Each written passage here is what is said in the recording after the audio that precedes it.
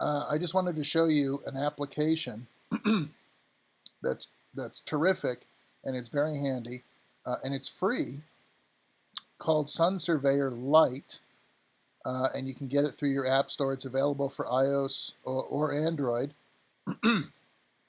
and you can use it to determine sun angle, sunrise and sunset in your area, and you can determine when magic hour is, for instance, that terrific period of time right before sunset when the sun angle is very low and golden and colors are saturated. It'll also tell you where on the compass the sun's going to rise in the morning and where it's going to set in the afternoon. So if you are using the sun for exterior shooting and you need to be able to predict where that sun will be positioned at what time of day, for instance, if you know you're going to be shooting around 11 a.m., that's a pretty high sun angle that you're probably going to need some silk overheads for your shooting day, and you can order them, and you're going to know what time of day you're going to need them and where that sun's going to come up. If you're going to use that sun and redirect some of it with bounce boards and reflectors to use for edge lights outside, it's nice to know where and when that sun's going to rise and where it's going to set. If you want to use the sun as a backlight, you also want to know where the sun's going to rise from and track across the sky during the day so that you can be shooting against the right backgrounds when the sun comes up over the horizon. You don't want to be shooting and then have the sun rise in your shot. That would be probably a bad thing. So knowing where the sun is going to be throughout the shooting day is really important. You can download this app into your cell phone, and you'll always have it with you. This is the icon to look for on the App Store, and then this is what some of the pages look like. So it tells you, it gives you the sun's path incrementally across the times of day. It also allows you to plug in your longitude and latitude, or it will tell you what your longitude and latitude is if you tell the app what city you reside in. And then it'll give you sunrise and sunsets and a lot of advanced data and stuff, throughout the calendar year, and you can use it in pre-production to calculate day exterior lighting for something that might not happen for weeks into the future. Using this application and some of its forward-looking data calculation to predict where your sun's going to be and how you're going to use it when you finally get to the location. Okay, so this is a very common tool that gaffers and DPs use on set all the time. It's free. You can download it, look for Sun Surveyor, and then just tell it what platform you're using, and you're good to go. There's a link here to the app on the Google Play Store. If you have that available to you on your device, you can download it and get started. It's a terrific app, and I recommend it highly. Okay, so if we're inside and we're going to shoot interior, we're looking for good usable light. We hear the term practicals all the time, using practicals to shoot your film with. Well, what are practicals? What are they really? Practical lighting is a phrase, and it refers to lights that can be seen on camera, and specifically lights that are doing work. So for instance, a three-point lighting setup might be used for a scene, but a lamp's in the shot, and if it's on, that lamp is a light source. And just like any other fixture in your three-point lighting scheme, it's known as a practical light, and you can control it, and you should control it to its maximum advantage. You can use practicals in conjunction with video lights, or you can use them by themselves. Okay, if a light source is adequate for exposure and it has the right color and the right intensity, use it, position it, put it, use it for a key light, and then subsequently you might find another lamp in the room that functions well as a fill light. And a light in another room, perhaps coming through a doorway or an overhead in a hallway, might work well as an edge light. And if they're all in the right position, as prescribed by our three-point scenario, why not use them? Save yourself some time or a little bit of money if you don't have a conventional lighting kit. You don't necessarily have to rent these things or buy these things. Look around you for sources in the house that might function well as substitutes for a lighting kit. In his recent podcast, Practical Lighting, Roger Deakins, Academy Award-winning cinematographer Roger Deakins, talks about how he uses practicals in his lighting situations. And it's a pretty entertaining Hey guys. radio show. Here's the homepage for it. And if you go to this link right here, it'll take you to the Roger Deakins podcast homepage, and look for episode 4, Practical Lighting. It looks like it's a little over 30 minutes, so it's 31 minutes. It's well worth it. Roger Deakins is a 2-time Academy Award-winning cinematographer. You might recognize his work in movies like Blade Runner 2049, The Village with M. Night Shyamalan. He did Sicario, and he has also done recently and won the Academy Award for the film 1917 about World War I. So chances are you've seen Roger's work. He's a wonderful, humble man. He was cinematographer in residence at UCLA for a couple of years, around 2007, I want to say. And he was very accessible in those years. He's now a highly sought after DP, having won the Academy Awards. His work is wonderfully luxurious, very sensible, very practical minded lighting.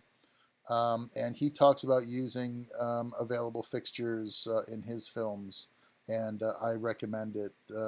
It's worth a listen. This content is from Premium Beat. Sorry about the sell order here, but this is a quick film by some folks at Premium Beat, talking about using practicals, using stuff around the house as light sources, and how to apply them to your own videos that you're making at home. So let's sit back and enjoy this. It's about 6 or 7 minutes long, but it's very informative. I think you'll enjoy it. And again, leave me some comments in the comments section after the video, and let me know what you think. Hey guys, my name is Lewis and welcome to a Premium Beat cinematography tutorial where we will be looking at lighting an interior scene solely by practical lights, which will cost you nothing more than $30. I know there are going to be a ton of different circumstances in which to light, so we're just going to focus on an interior night scene. This is going to be perfect if you're in a pinch and you can't access your lighting setup, or you're in a 48-hour film competition and you're making scenes up as you go along. Whatever it may be, a tip is a tip. So this is our location, an actor, and I know what you're probably thinking. Lewis, that isn't an actor, that's your father. And you know what, you're right. My actor decided to take a job offer for a small TV advert instead of filming a tutorial here for Premium Beat. Some people, they just don't know an opportunity when they see it. Okay, now before we jump into this scene, I just want to bring you over to another scene that was shot in the same vein of this one. It's not fully illuminated by household practicals, but they were used a lot. I want to emphasize the importance of three-dimensional space when solely using practical lighting, because as I said, they're not ideal for fully illuminating an actor like a Fresnel kit or something similar, but when you can separate layers of the composition with practical lighting, it can give the composition a much more interesting dynamic. For example, in the shot on screen is what would be considered as flat space. There is essentially just one surface plane. This shot wasn't working, but we didn't have the location space to bring the sofa forward and make it work in this room. So we moved the shot into the kitchen where we can have compositional space along the z-axis, and it's made the image look a lot more aesthetically pleasing, and the household lights work great. This is very important if you're going to light your scene solely with practicals. Give the image breathing room and you will be rewarded with your final lighting setup. I'm a big fan of the tainted yellow colour palette that you would find in many films photographed recently by Roger Deakins, or from the likes of films directed by David Fincher. That's what I'm going to be aiming for here. I'm going to be using just 3 household lamps.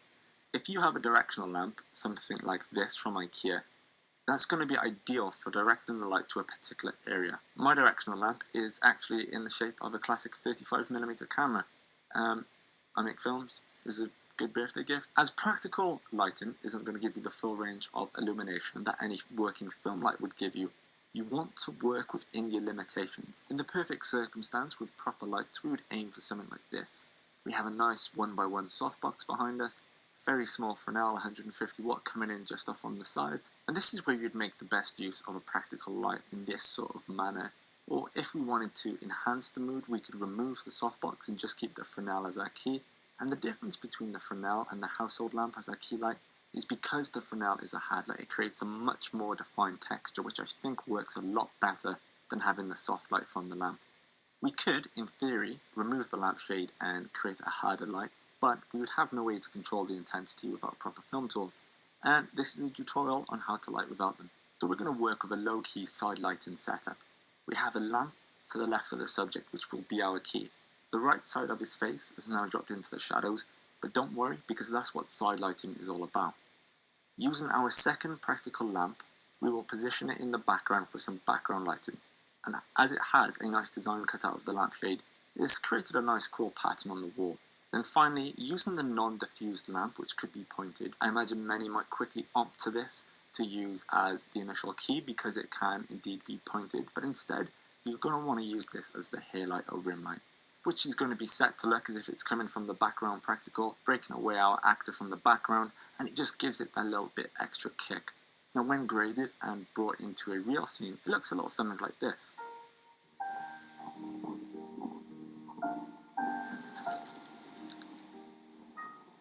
For a shot solely lit by lights that cost no more than $30, that's pretty good.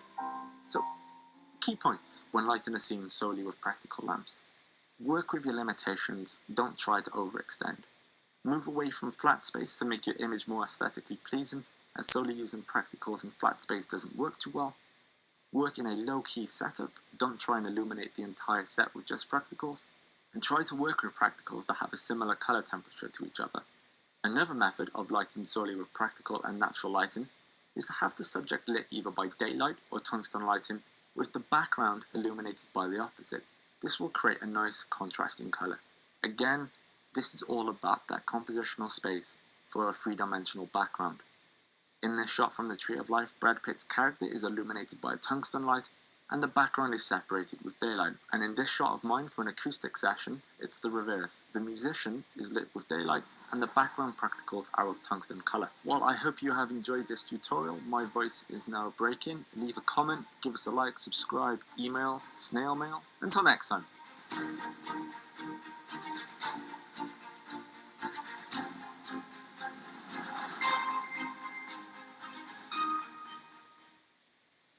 Okay, there's a little bit more to this discussion from Premium Beat.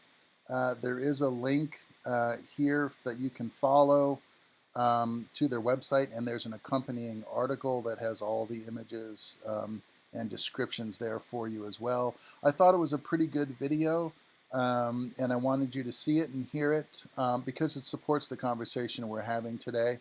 And if it's one of the things that I do for all of my students is I curate the material that's out there in the Google world in an effort to really sort of protect you from the inaccurate or misinformed resources and direct you towards the quality conversations that are accurate and truthful, at least from the point of view that we're studying in class.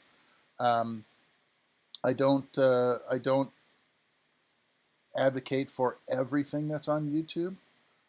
So as a result, I'm very proactively involved in sourcing out material for you to look at in your own time at your leisure that will support conversations we've had in class, that might enhance conversations we've had in class, or add to the conversation somehow that resonates with you, makes sense, helps you to digest these concepts, and then helps you own this knowledge and information so that when you're on your next video shoot, you can use it and rely on this information to help you craft some wonderful images of your own. So keep that in mind whenever I give you material to look at outside of the LMS or outside of your coursework.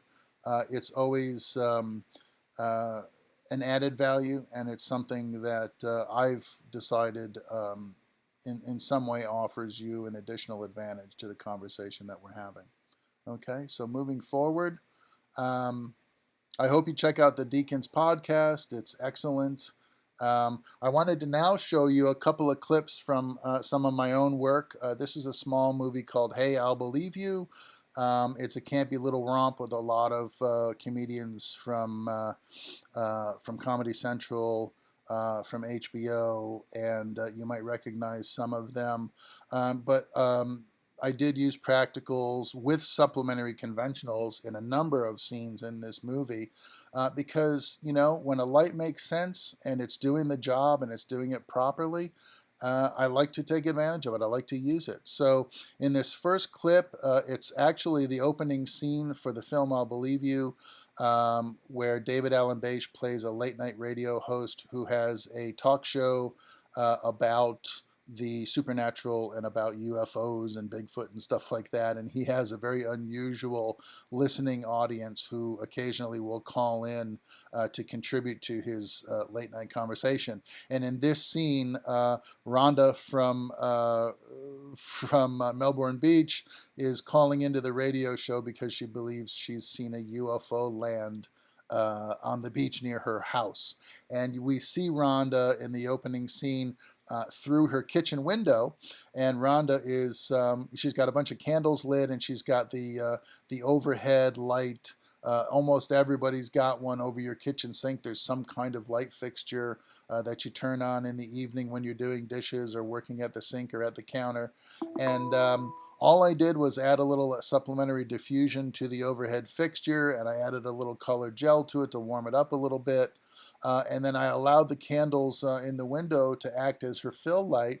And I think all in all, we got a very nice and pleasing result out of it. I modified an existing fixture and I utilized candles effectively as a level of fill. And then the only other thing that I did is I added a small fluorescent Kino Flow tube on the counter with a little nighttime blue gel added to it to give her a little bit of an edge light you can see working on her left side here. So let's take a look at this clip and tell me what you think of it in the comments. Oh, hey, look at this, everyone. It's Rhonda from Melbourne Beach. How are you tonight, Rhonda? I saw one. A flying saucer. It crash landed in the ocean. Rhonda, honey, I love you. I do. I love that you call in every night to tell me that you've seen another UFO. But tonight's topic is a little bit different. But I've seen this one, Dale. Right now. Bright lights and fire. The whole nine. Out there in the water. Rhonda, I'm going to need a little something more than bright lights and fire. A photograph. Burn marks. A license plate. Something. It was an object that was flying, and I can't identify it. So that makes it an unidentified flying object. A real-life UFO. Okay, Rhonda, I'll tell you what. You just keep calling in. Keep us updated, all right? I always do, dear. You're listening to WMEL, Sirius Talk Radio for the Space Coast. The lucky chicken. Come on, mommy, come on, Benny, bring the kids for lucky chicken patty. Have a bucket or have a piece. Barbecue fried with extra grease. So come on down off the A1A. The lucky is open to 1 a.m. Yay! Come on, get happy. Come on, get lucky. The lucky chicken. I'm the luckiest chicken in town.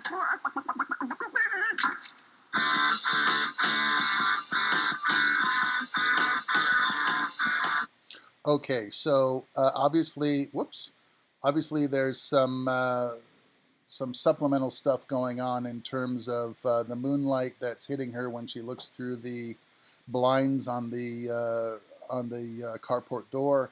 That was a really large conventional source that was bouncing into a 12 by 12 reflector out in the driveway, and it was putting rake light on the exterior all around the window frame, for instance, of the kitchen window, and it was coming through the windows in her living room and emanating into the room and reaching in through the blinds when she opens them up at the door to give her a little bit of a moonlight effect.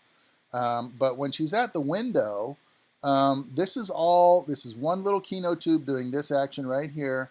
It's the overhead kitchen fixture with some diffusion and color on it, giving her a key light, and then her fill light is regulated by the candles. And if you notice, the reason why I don't use candles that often for this kind of thing, but if you'll notice, when she took the binoculars away from her eyes, the candles were twinkling in the lenses. So instead of having a couple of deep, dark pits, right in front of her face, there's a little bit of a twinkle from the candle lights, which I think, was just that added measure of something happening in the frame lighting-wise that enhanced the overall image. So this was the opening scene of this film, and I have I have a couple of still images from Take to show you, which are the same kind of lighting fixture over the head. They happen to be bathroom fixtures, but I wanted to talk to you about those as well, because a lot of times folks will use bathroom fixtures in scenes in their videos they shoot around the house.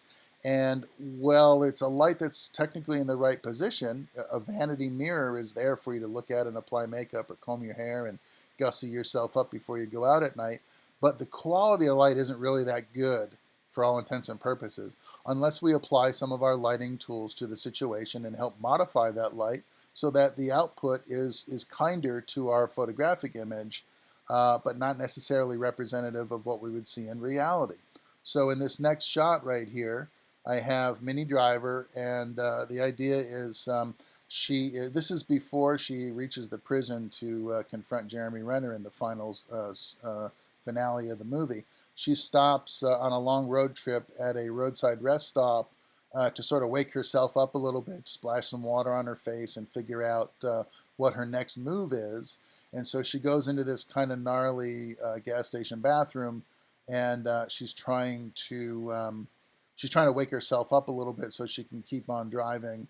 And she's also thinking and reminiscing about all of the events that have transpired since the beginning of the movie.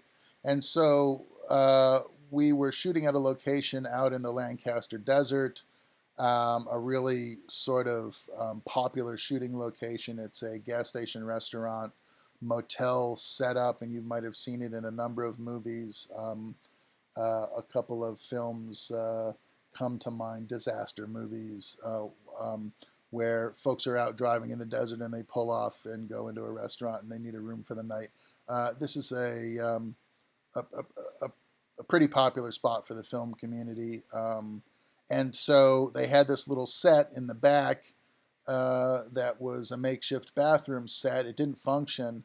And of course, the vanity light didn't work either, and there was no way for me to energize it and get it working with the time I had available to me. So I just stuck a KinoFlow tube in the corner of the room on the counter. I leaned it against the wall, and I used a little bit of cinema foil to shape the light output a little bit and control how it was raking along the wall, and just popped Minnie with it and made it look like a vanity light. I think it worked okay.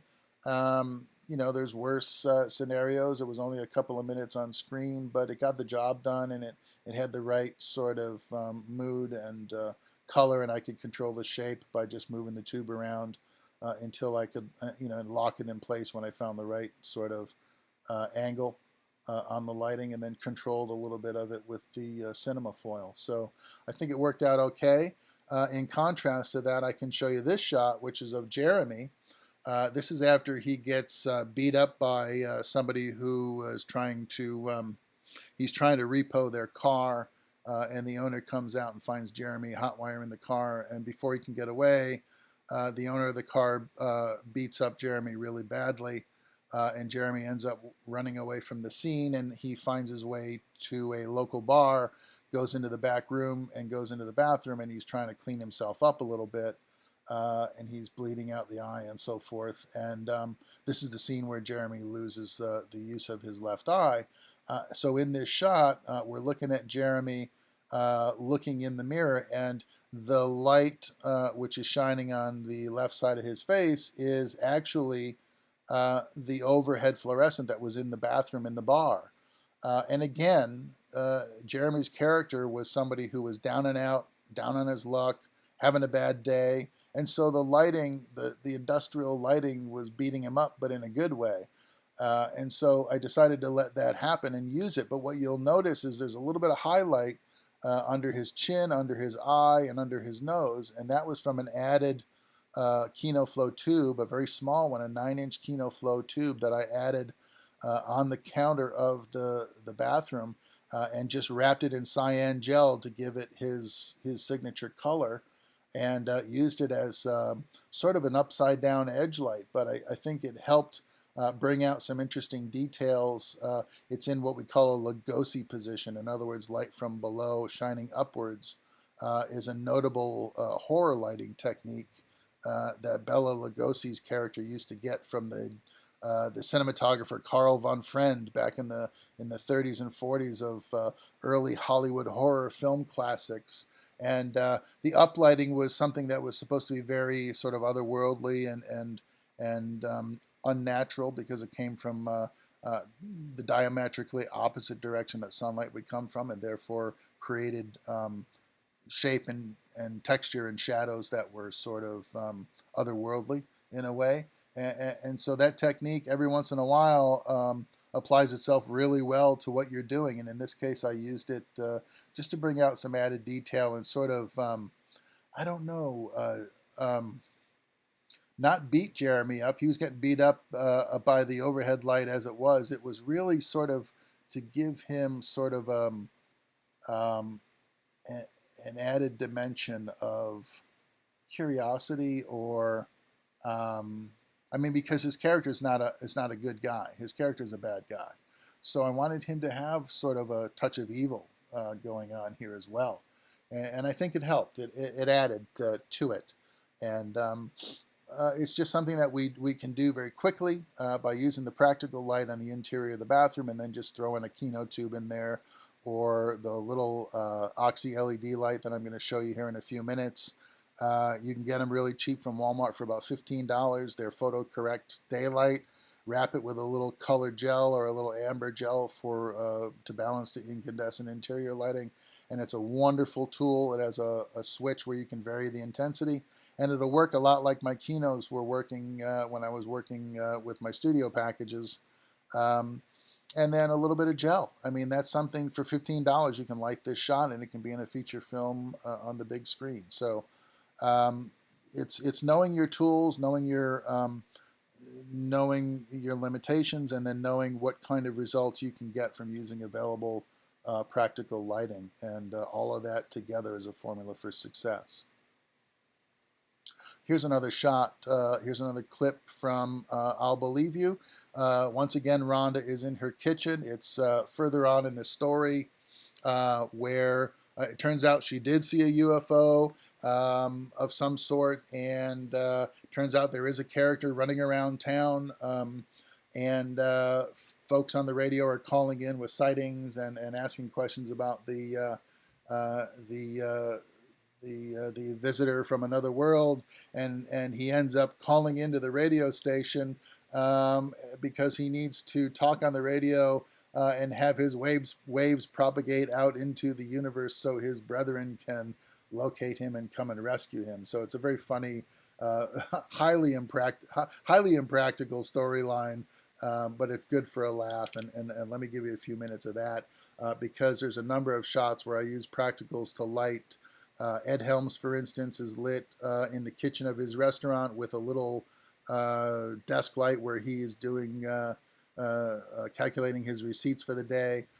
Chris Elliott is sitting on the front porch of his house at Gatorland Zoo, and the interior lighting is coming through the doorway out onto the porch, illuminating Chris in his rocking chair, and so forth. And so it's a pretty lighthearted romp, but there's some really good examples of practical lighting going on. So check this out from Hey, I'll Believe You. Dale Sweeney here, believing all you tell me.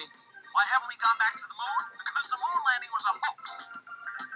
The show is stupid, and I deserve the $1,000. Well, that's nice. Is that weird enough for you? It is the weirdest thing I could think. This is Dale. I need this money, man. Dale Sweeney here. Are these calls real? This is Dale. Did I win? Money! I win cash.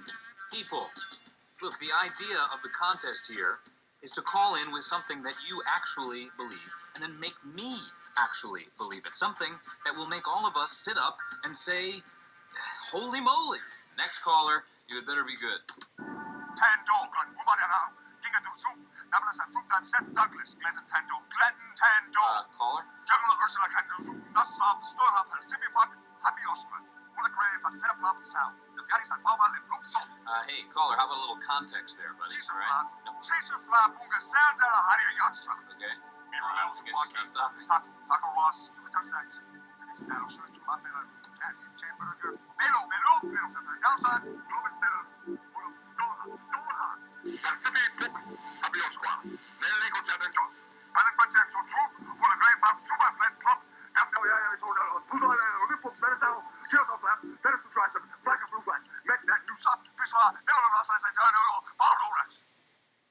Now that is the kind of call that I'm looking for. Caller, don't hang up. Who are you?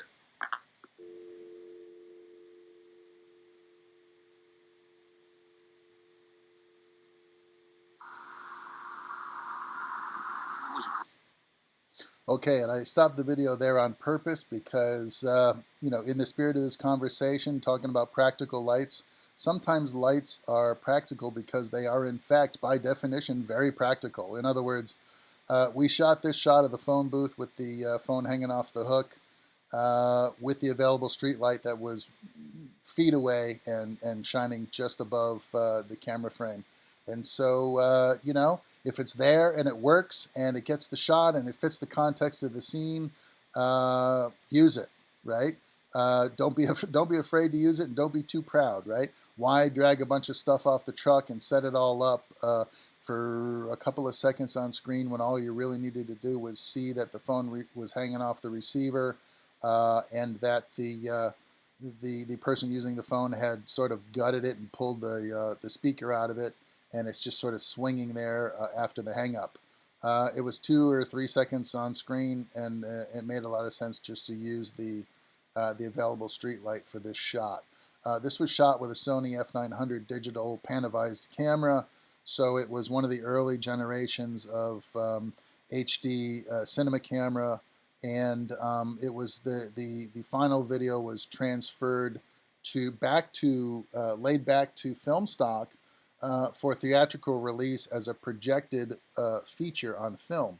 So what you're seeing is an image that originated from a digital cinema camera, was laid back to film stock with an Arri Northlight scanner, and then theatrically released as a projected 35mm film.